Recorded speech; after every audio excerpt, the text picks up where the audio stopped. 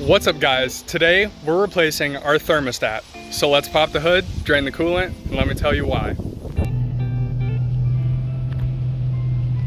Now this has been a known issue of mine for a while now. The thermostat's been sticking, but now that it finally broke the 250 barrier, I'd say it's time to replace it. Now, normal operating temperatures for the 5.7 Hemi is anywhere between 195 to 215. You can break the 220 to 225 barrier if it's a hot day and you're running your air conditioner. But once you start getting in the 230, 240, and as previously mentioned, 250 degree range, that is cause for concern. And the number one cause of failure in the 5.7 Hemi is valve seat drops. And what causes the valve seats to drop in these? Pause for effect.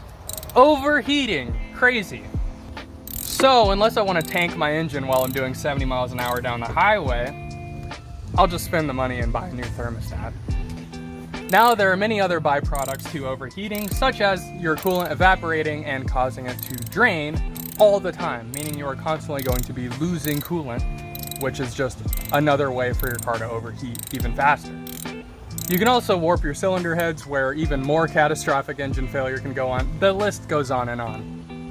So after you open up the petcock down below, let the coolant drain out below this thermostat line. You shouldn't be losing a whole lot of coolant when you pop off this upper radiator hose. Then you can just grab it with a pair of pliers and pop it right out. There she be. So what happens over time is at 203 degrees, this will open up, allowing it to open, and the coolant will run past it into the radiator. And after it cools down to about 195 degrees, it'll close back up and the cycle continues. You can also see that the seal around the outside of it is long gone, on top of the fact that there's a lot of discoloration, and you could probably see right there, the shiny part is more than likely the point of failure on this thing. It's probably catching on there, making it stick closed and allowing the engine to get hotter than it's supposed to be. So out with the old and in with the new. You can see it is very shiny and not crusty, and on top everything is nice and round.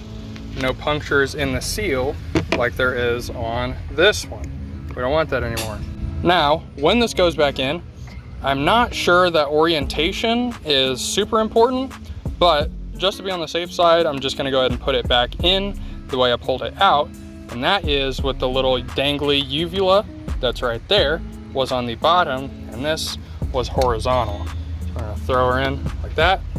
We're gonna push it into place and make sure that seals properly.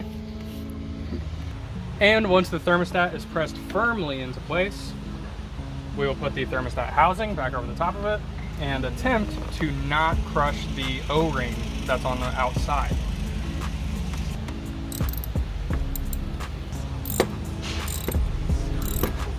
Most importantly, whenever you're getting the thermostat housing snugged down, you want to make sure you snug it down evenly. That way it doesn't get all the way down on one side and then pinch on the other.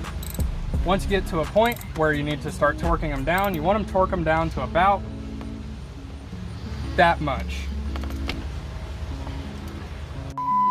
And last step is going to go ahead and start it. And we're going to start watching coolant levels to make sure that it doesn't run out of coolant and that it stays level. We also want to double check the thermostat housing to make sure it's not going to start leaking out of there, because that's going to be the first place it starts leaking. All right, and once it gets up to operating temperature, the last thing you need to check is coolant. Make sure that your coolant is still level and topped off.